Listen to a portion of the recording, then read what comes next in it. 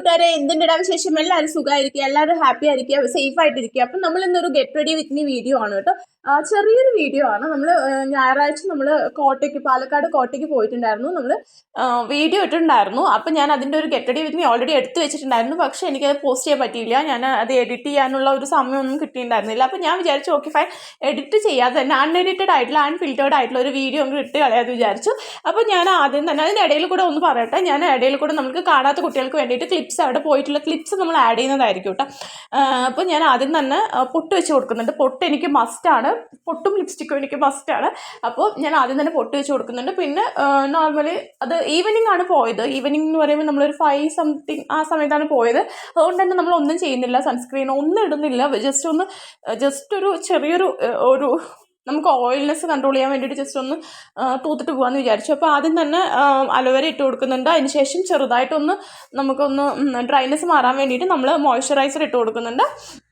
അതിന് ശേഷം നമ്മൾ ജസ്റ്റ് ഒന്ന് പുരികം വെറുതെ ഒന്ന് ആക്കി വിടുന്നുണ്ട്. അതിന് ശേഷം കേൾ ചെയ്ത് ഐലാഷസ് ജസ്റ്റ് ഒന്ന് കേൾ ചെയ്ത് വിടുന്നുണ്ട്. ലിപ് ലൈനർ ഇട്ട് കൊടുക്കുന്നുണ്ട്. ലിപ്സ്റ്റിക് ഇട്ട് കൊടുക്കുന്നുണ്ട്.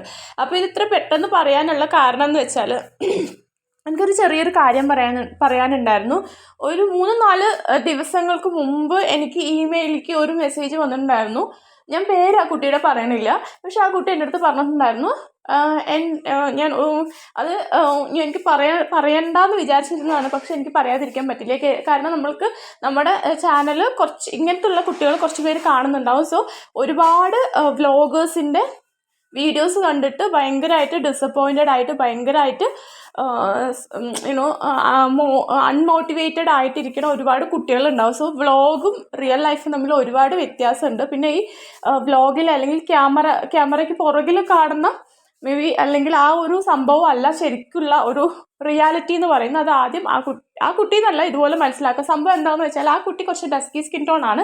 മീ ഓൾസോ, ഞാനും ഒരു ഡസ്കി സ്കിൻ ടോണിലുള്ള ആളാണ്. സോ ആ കുട്ടിക്ക് ആ ഡസ്കി സ്കിൻ ടോണിനോട് ഭയങ്കര ബുദ്ധിമുട്ടുണ്ടെന്നാണ് ആ കുട്ടി എൻ്റെ അടുത്ത് പറഞ്ഞത്. എവിടെ പോയാലും കളിയാക്കലും, എവിടെ പോയാലും പരിഹാസവും. പിന്നെ ഡസ്കി എന്ന് പറഞ്ഞാൽ ഡീപ്പ് ഡസ്കിയാണ്.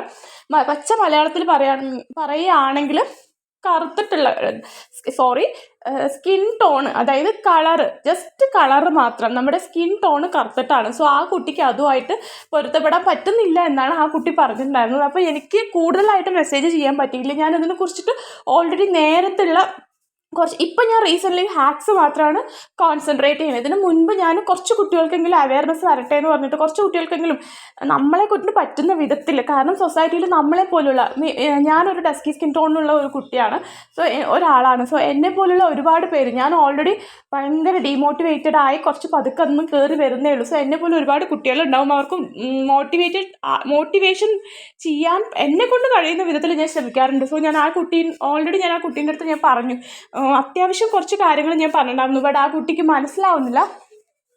ഈ സൊസൈറ്റിയിലെന്ന് വെച്ചാൽ നമ്മൾ സമ്മപ്പ് ചെയ്യാണ് വീഡിയോസ്. ആ വീഡിയോ എൻഡപ്പ് ആവാറായി.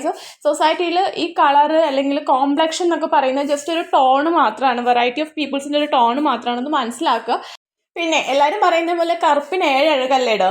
അപ്പോൾ be happy, safe, proud your self, അത് മാത്രമേ എനിക്ക് പറയാനുള്ളൂ.